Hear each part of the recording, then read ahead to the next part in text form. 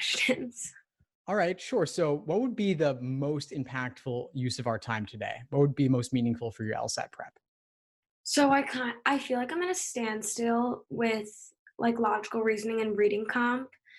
Like logic games is my best section, and I think like the most I ever get wrong usually is like 5, which is like rare. Like usually I'll get only like 1 to 2 wrong, and then when I do the logical reasoning and reading comp, I'll I just keep getting answers wrong that I realize why, but then I'll get something different wrong on the next. Like it's not something that's constant with each test, like a specific question type or something like that.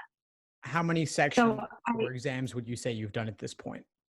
I've done I can tell you the exact ones I've done. I just have to look because I was using a different company first. That's fine. No, I mean just ballpark. Like, have you done 20 exams? Have you done No, 50 exams? I've Have you done probably done 10? more than that. Maybe like 10 Okay. probably. So my biggest recommendation, first off, would be do more exams. It Hmm. takes a while to start to see the patterns and to Yeah. start to reap the benefits of what you're doing. Because if you do 5 exams and you learn those questions that you got wrong, those exact methods of reasoning might not repeat on your next 5. But over time, the number of patterns that you've been exposed to and understand will start to Mm. require that they repeat themselves. And Yeah. then you will start to make improvements. So I was averaging like 158s to 162s. So I wanted to get in the 160s for the September test. I don't really know what happened. I did not get that, but so I'm hoping to get a 165 or better on the next one. So I read how your best strategy is like to do an everyday plan exactly. So I was hoping we could like make one of those together. Yeah, sure. So your target date is what, November? November, yeah, November. Okay, so you've got about a month between now and then. And would you say that there are certain weak areas you've identified?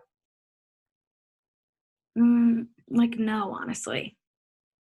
Do you feel like you're still lacking kind of in all areas except maybe games? Yeah, I think so. Yeah, I guess I would say that. But do you have a proficiency in the different types of logical reasoning questions?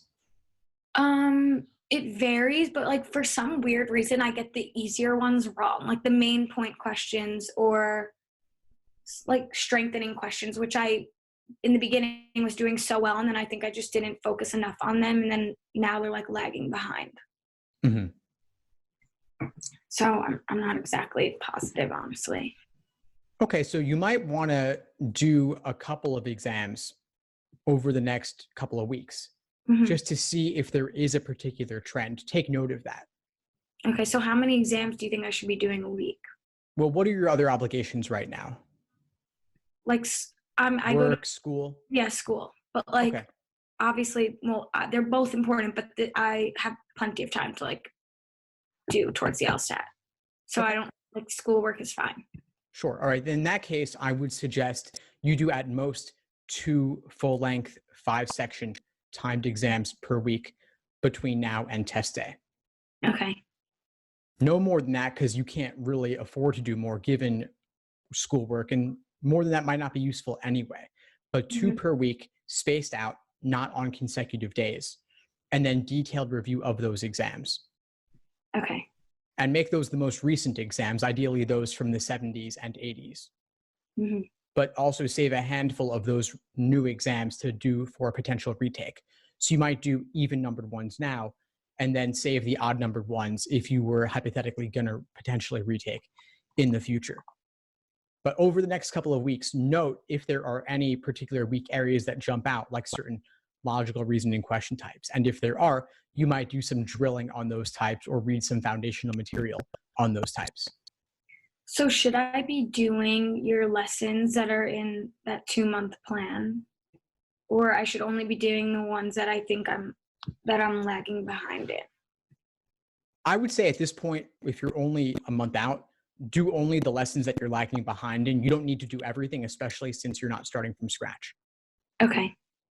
But if you need a So refresher on inference questions or weekend questions, do the relevant lessons on those. And then definitely do the masterclass videos because that is the more advanced material where I'm actually doing things like critiquing student written explanations to help you improve your review process. okay, and so when I'm not doing tests, I should still be doing like 3 times section a day, right? But like separate them. Like I don't have to do them all in a row.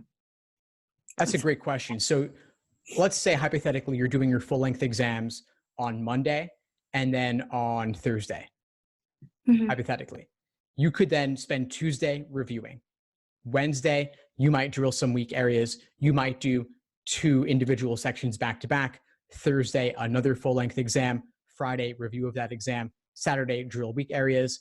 Maybe Sunday, you take the day off or work on schoolwork, something like that. So yes, short answer is on your off days, you could do 2 times sections or 3 times sections back to back.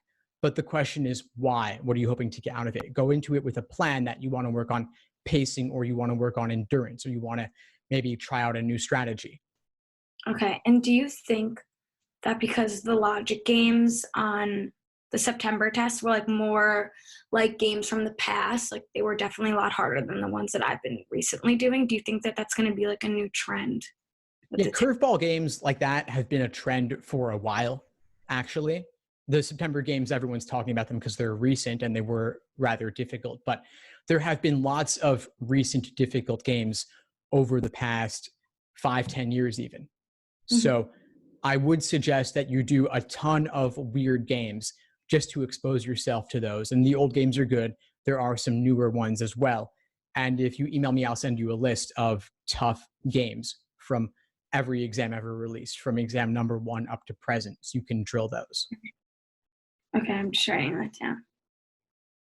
But we don't know. Is November going to have hard games, easier games, harder reading comp?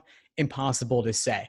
LSAC loves to throw curveballs. They love to trip up students who are blindly following some pre-prescribed approach. And so I would say be ready for anything. Be ready for tough games or tough reading comp or tough LR. And also be ready to potentially do 2 reading comps back to back, or 2 games back to back, or even 3 LRs back to back. Whatever your worst nightmare is, prepare for that. I had 2 games and I was really happy because the experimental section was so easy. So I thought that was going to be the game, but it was obviously not. It was the other one.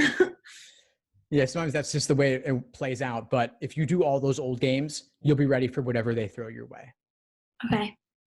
So right now I should just focus on, so I need to look out for weak areas. So how on this other website that because I'm still logged into it, I have all the tests on there and it like divides them into certain categories. So I guess if those keep repeating, then those are the ones that I'll go back and recover, I guess. Yeah. So if you notice a disproportionate issue with strengthening questions or flaw questions or sufficient assumption, then you could drill those to do them more, and then also review techniques on how to handle those particular question types. But at a certain point, it may not be about question types anymore, because once you know strengthen, you know strengthen. At that point, you might just be getting difficult questions wrong because they're difficult. And that's where detailed review comes in, and that's what the masterclass videos cover. Okay. Sounds good. I feel better. Awesome. After the September test, I took like a 2-week break of like doing nothing. That is totally fine. Sometimes you need just a little bit of time to rest and recuperate. And there was enough of a gap there that I think you could certainly afford that. Plus, you have all the studying you've done up to that point. Okay. Sounds good.